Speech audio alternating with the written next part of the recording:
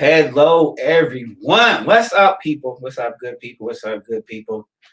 So tonight, I have to laugh because I wasn't going to do tonight's live. I wasn't going to do it, and somebody, which I will rename nameless, Sylvia, kind of busted me out. But she wasn't even trying to bust me out. She was speaking to herself, and so I wasn't going to do the live. But then she said her comment. And I was like, okay, well, let me go ahead and do this live. It was for her, but it was for me too. So I'm going to do this live. For those of you who need a little sauce in your life, hello, good people. For those of you, I like to do this Sunday night sauce because sometimes life gets a little dry. Sometimes life gets a little boring. Same old. But some of the things that get downloaded to me, I'm like, oh, that's saucy. It's kind of spicy. It's kind of mild. It might be hot. So tonight, as I go live in this group, I hope this will, a matter of fact, not that I hope, it's going to benefit somebody because it was good for me. So I'm going in and share what I want to share. So how do you see is the topic. How do you see? How do you see? How do you see? Now, on the path to acquiring a vision, there's a lot of things you have to overcome. And a lot of times we feel like we have clarity, and the clarity that we have is from a place of blindness. The clarity that we think we have is from a place of blindness. And here's the thing, when you're blind, if you've never seen in your life, you're not aware that you're even blind.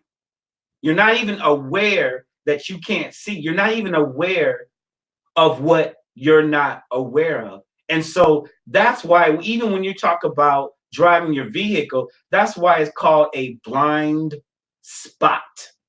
It's a blind spot. You don't know that there's anything in that position.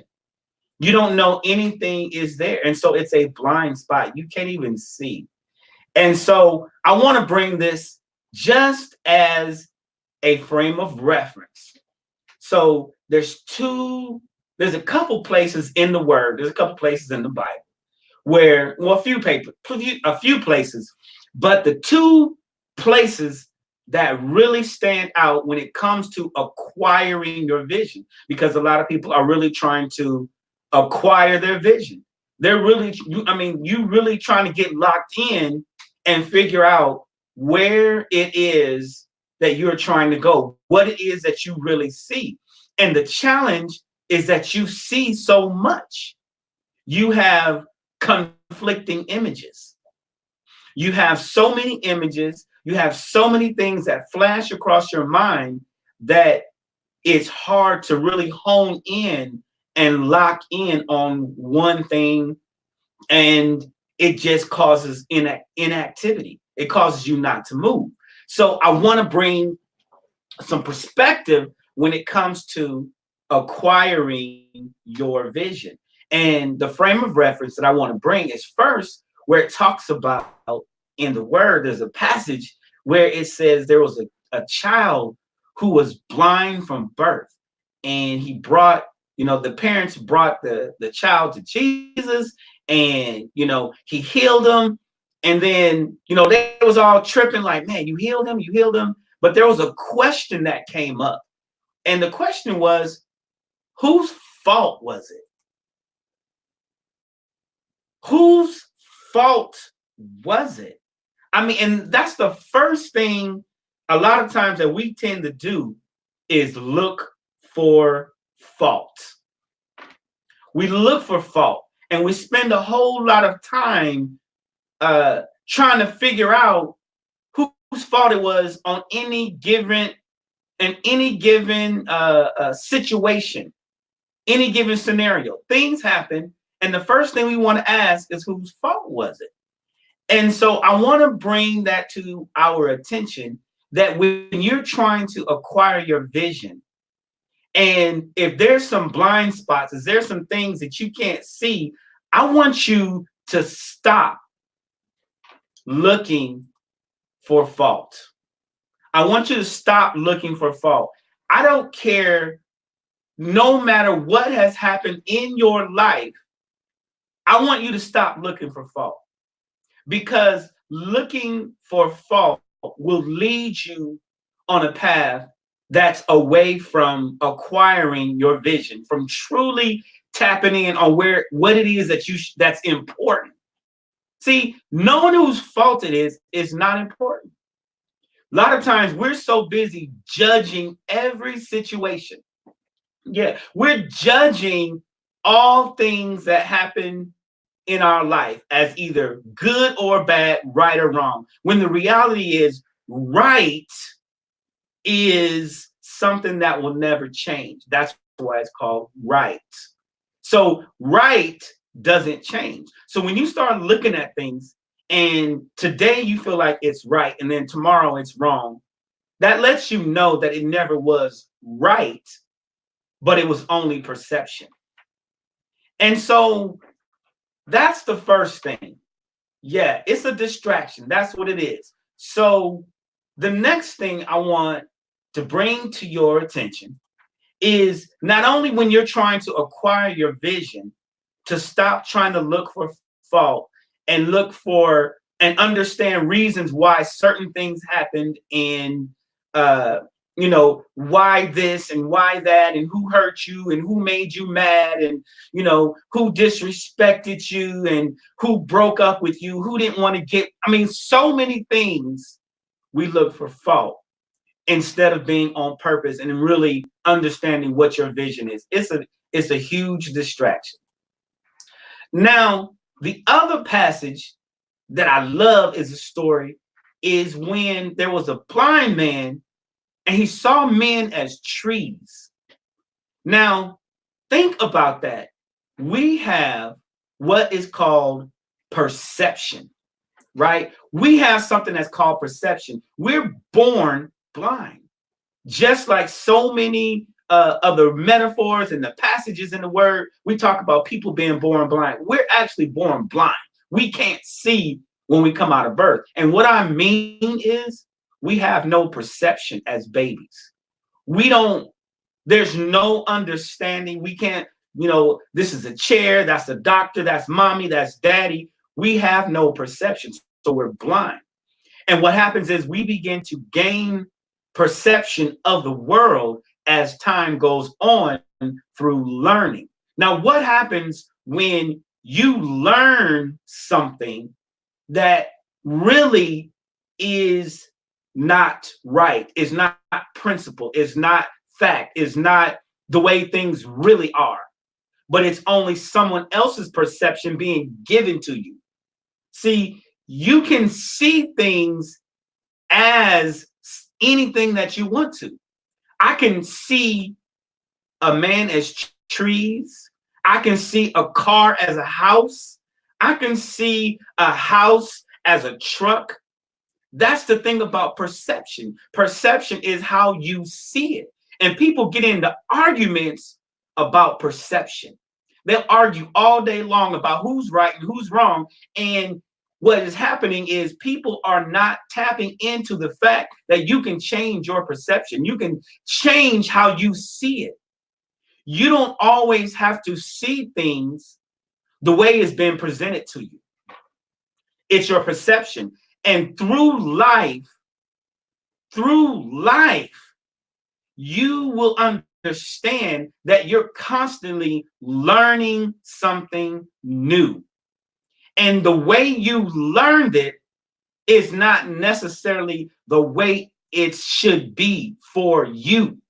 That might not be beneficial for you. That might not cause you to become more in tune with what you've been purposed to do. You see what I'm saying? You have a perception. You see your situation as bad. You see your situation as broke. You see your job as a waste of time. So many different things. You see your marriage as horrible. You see it that way. But the fact is, just because you see it that way doesn't mean the way you see it is permanent. We tend to make a lot of things permanent and we never move. Okay. We never move because of our perception. If I see, if I see that job that I'm trying to get as being out of my reach, it is out of my reach because that's how I see it. If I see impossibilities, then there are impossibilities all around because that is how I see it. I need you to understand how powerful perception is. That is something that we as human beings have. It's one of the 5 faculties of the mind. There's perception, there's the will, there's intuition, there's imagination, and there's logic and reason. That's what humans have. And it's our perception that is going to determine how far we go in life. In other words, it's the vision. And if your vision is cloudy with past decisions and past mistakes and how you learned how to do things, you ever try to help somebody and they keep telling you how it's impossible and I can never change, I'm this way, my life, they have this story about not being able to escape a certain scenario. Well, the reason why they have that story in their mind is because of perception. They have perceived through learning that the way things are right now is the way that they always will be. And now we're in a day and age where we're getting downloads and starting to see stuff that are contradictory to what we see. We're getting downloads and we're starting to see things that are contradictory to what we already see. You're seeing in your mind possibility. You're coming out of a mindset of being small and tiny and limited and understanding that you're beginning to see, you know what? There's actually possibility, but it's a conflicting image with what you see in the physical realm. But understand, you and I, we don't see from the physical realm. What you see is perception. It's your viewpoint. Red is only red because somebody told you that it was red. Black is only black because somebody told you it was a black. Someone told you that's a chair. Someone created the concept of chair, gave it a name, created it, and said, this is a chair. So now you perceive that as a chair. You have a choice over how you perceive, but it's a matter of you and I having to unlearn what we already learned. Does that make sense? You and I, we have to unlearn and look at how we're perceiving things and ask ourselves the question, is the way I perceive my life, is the way I perceive the life of other people lining up with the vision that's deep embedded within your DNA? Does it line up with that? And if it doesn't line up with that deep embedded vision that's in your DNA, then you have the ability to change your perception, to change how you look at it. You can change it right now. Exactly. And that is the key, is so many people in our community, they see their situations as permanent. They look at it as a impossible event or situation or scenario that that cannot change, not realizing that that scenario and situation only came about because of somebody else's perception. And so they begin to create out of their own perception. They begin to create out of their own imagination. That's what this world is. That's what this community is, the creation from the mind of our community. So when you have communities that cannot excel, when you have communities that have collective poverty, when you have communities and families that are collectively believing that they will always be poor, communities that are collectively believing that can never be rich or get money or live the life they want to live, that's a collective perception.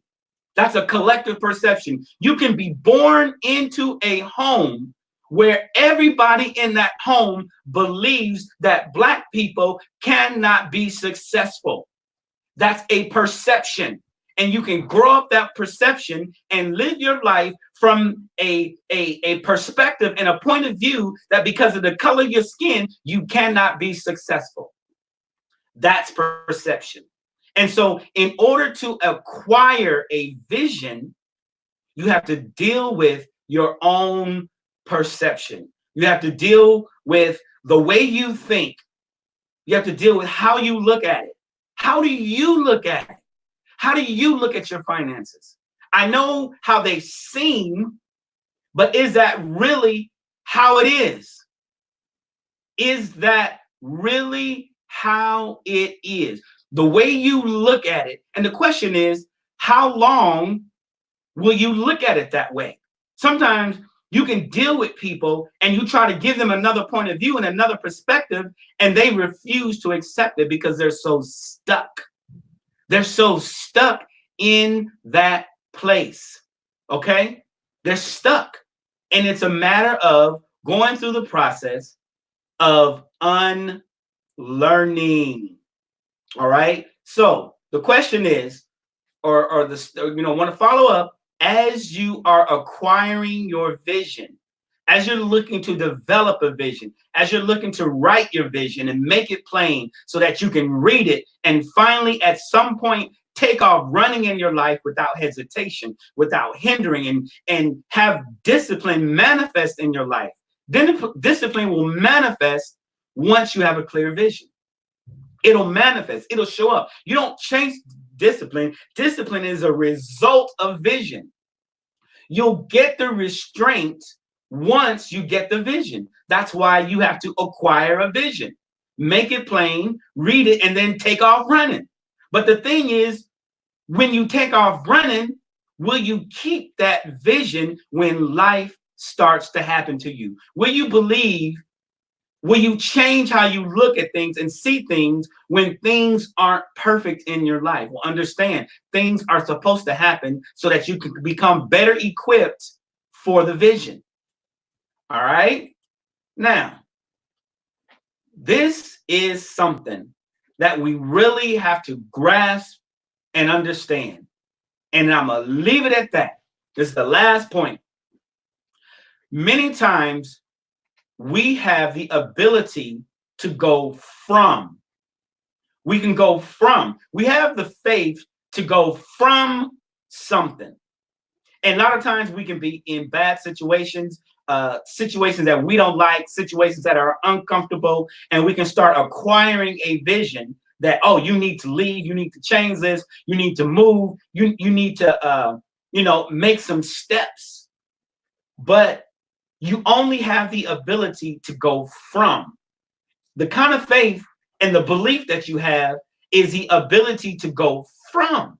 So a lot of times people are going from one thing and then going from, and they're continually running and going from because that's all the faith that they have. They have the faith to get up and move and to leave and to make strides to go in a particular direction, to leave the situation, to move from another city. But it's only a from faith. People are going from, but the problem is they don't have to faith. They have from faith, but they don't have to faith. So when you see people getting stuck and people never getting to a destination, it's because they never acquired a clear vision so that they could go from faith to faith. We need both in order to acquire a vision, in order to really transition, and in order to really, do something in our life, we have to be able to go from, okay? We have to be able to go from, right? Hold on, my camera. But we have to be able to go from. All right? From. The ability to go from. Most people view themselves in third person. They see themselves as they were told, but not how they were made from God. Exactly. Very powerful. That's it. And so we spend our whole lives with another perspective that only allows us to either go from or stay where we're at. But you need to have to faith so that you can transition from where you are at to that vision, which is that destination of where you are going. From faith and to faith.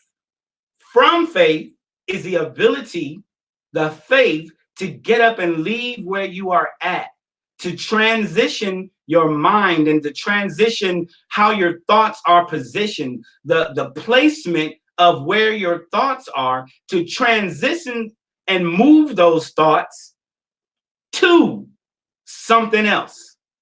From faith and to faith. We have to have both. That's it. Forward progression. But the question is, or the issue is, there's no clarity. And when you have no clarity, you will wander and consistently and constantly change your mind. You will change your mind because you will you're caught in not being sure of the two. You're not sure. Should you go there? Should you do this? Should you do that? Should we make this happen? Because we're looking for confirmation. Yep, been there, done that. Did it tonight. And I said, you know what? What is that all about? And sometimes we can get stuck. We can get in our own head and be right there in the middle. We went from and never got to, because right somewhere in the middle, we lost the faith to go to. We got the from faith, but we lost our belief along the way because of things that happened, and we never got that to faith, but we got the from faith. And so we're stuck going round and round and round and round, wandering all over the place because we have no defined and clear destination. In other words, you have not acquired your vision. You have not acquired your vision. And that's what this group is about. Acquiring your vision, understanding your vision, your identity, and your purpose, and knowing what that status is and being locked into it so tough. You got to be locked into it so tough that can't nobody move you. You got to be locked in so tough that when life happens, it doesn't mean anything just because life happened, because you already know your status. You already know what it is that you're here to accomplish and that you are here to do. And the thing is about it, it becomes so easy when you embrace it, when you are fully immersed in the vision. And that's a process. That is a process. Fully immersing yourself into your vision is a process. And you have to take the mental effort and the energy to shift your thought, to shift the position that your mind has held for so long.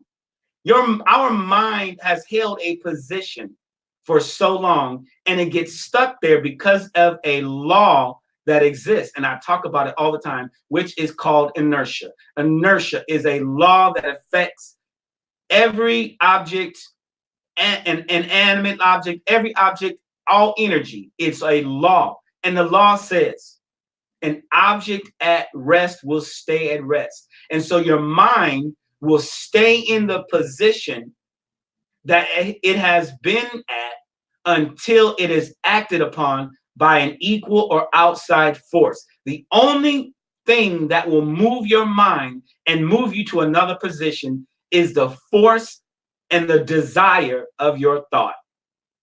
That's the only thing that will move you. And sometimes it takes trauma to shift your thought and reset you so that you are able to actually move, to go from, and to actually go to. Anyway, that was tonight's sauce. Yes, sir. Yes, ladies and gentlemen. I'm going to sign off now. I hope that touched someone. Yes. If there's any comments, questions, please continue to post them. I like doing this. So Sunday Night Sauce is over. Y'all have an amazing night. I'm going to end this here. Go see who won the game. Who won the game? Matter of fact, I bet you it was the 49ers. 49ers. Anyway, thank you all for listening. This is Sunday Night Sauce signing out.